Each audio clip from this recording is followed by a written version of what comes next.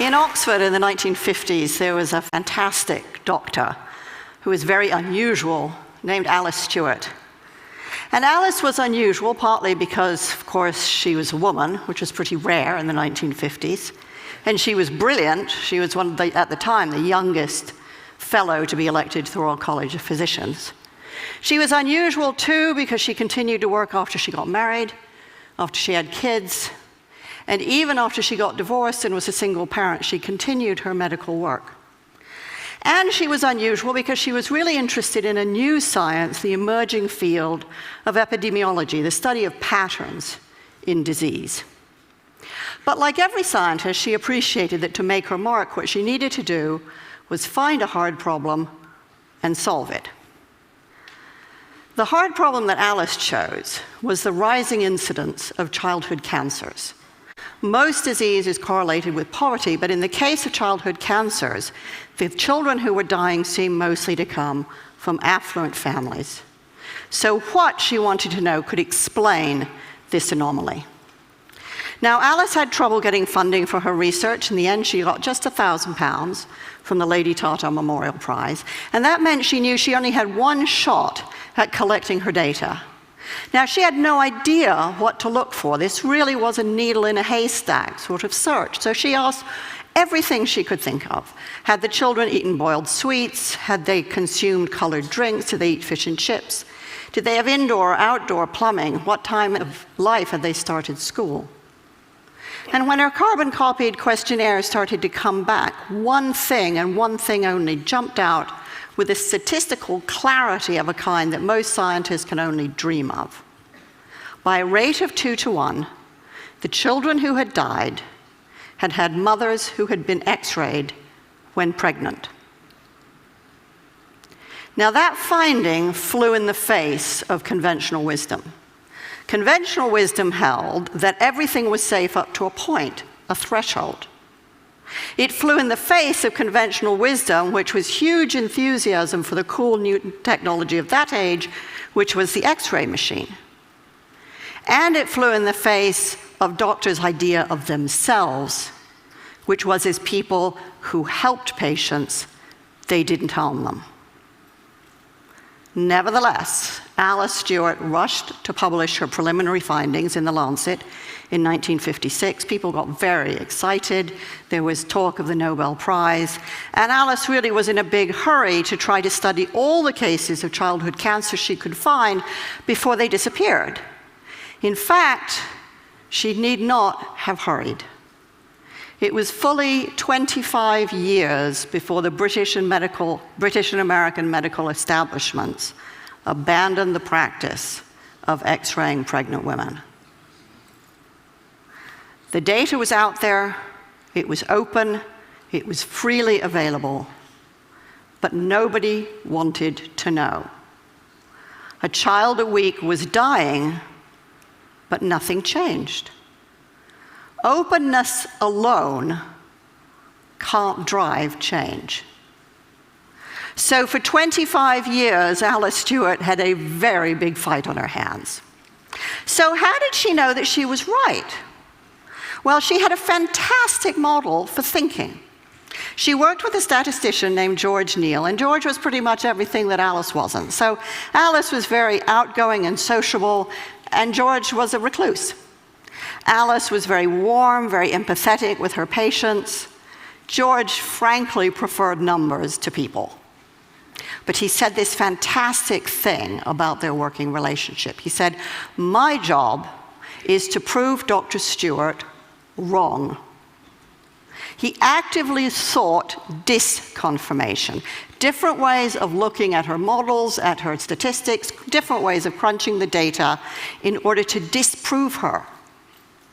He saw his job as creating conflict around her theories, because it was only by not being able to prove that she was wrong that George could give Alice the confidence she needed to know that she was right. It's a fantastic model of collaboration. Thinking partners who aren't echo chambers. I wonder how many of us have, or dare to have, such collaborators. Alice and George were very good at conflict. They saw it as thinking. So what does that kind of constructive conflict require? Well, first of all, it requires that we find people who are very different from ourselves. That means we have to resist the neurobiological drive, which means that we really prefer people mostly like ourselves. And it means we have to seek out people with different backgrounds, different disciplines, different ways of thinking, and different experience, and find ways to engage with them. That requires a lot of patience and a lot of energy. And the more I've thought about this, the more I think, really, that that's a kind of love, because you simply won't commit that kind of energy and time if you don't really care. And it also means that we have to be prepared to change our minds.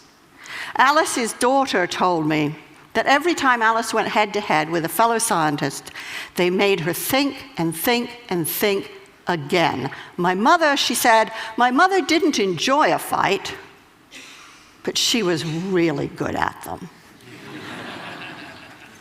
So it's one thing to do that in a one-to-one relationship. But it strikes me that the biggest problems we face, many of the biggest disasters that we've experienced, mostly haven't come from individuals, they've come from organizations, some of them bigger than countries, many of them capable of affecting hundreds, thousands, even millions of lives. So how do organizations think? Well, for the most part, they don't. And that isn't because they don't want to.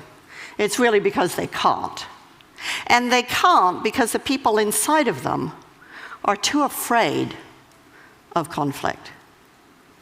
In surveys of European and American executives, fully 85% of them acknowledged that they had issues or concerns at work that they were afraid to raise. Afraid of the conflict that would provoke, afraid to get embroiled in arguments that they did not know how to manage and felt that they were bound to lose. 85% is a really big number. It means that organizations mostly can't do what George and Alice so triumphantly did. They can't think together. And it means that people like many of us who have run organizations and gone out of our way to try to find the very best people we can mostly fail to get the best out of them. So how do we develop the skills that we need? Because it does take skill and practice too. If we aren't going to be afraid of conflict, we have to see it as thinking, and then we have to get really good at it. So recently, I worked with an executive named Joe, and Joe worked for a medical device company. And Joe was very worried about the device that he was working on. He thought that it was too complicated, and he thought that its complexity created margins of error that could really hurt people. He was afraid of doing damage to the patients he was trying to help. But when he looked around his organization, nobody else seemed to be at all worried. So he didn't really want to say anything. After all, maybe they knew something he didn't. Maybe he'd looked stupid. But he kept worrying about it. And he worried about it so much that he got to the point where he thought the only thing he could do was leave a job he loved.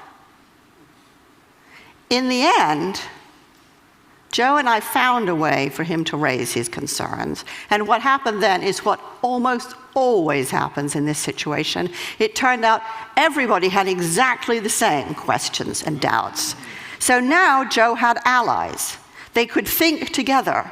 And yes, there was a lot of conflict and debate and argument, but that allowed everyone around the table to be creative, to solve the problem, and to change the device.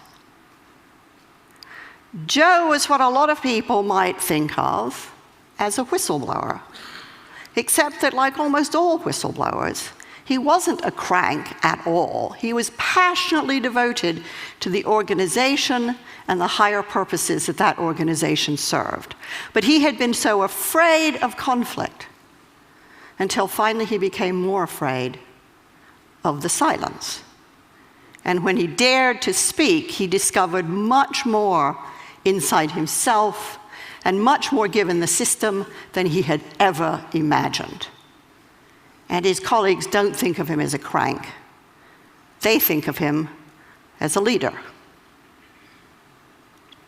So how do we have these conversations more easily and more often? Well, the University of Delft requires that its PhD students have to submit 5 statements that they're prepared to defend. It doesn't really matter what the statements are about. What matters is that the candidates are willing and able to stand up to authority.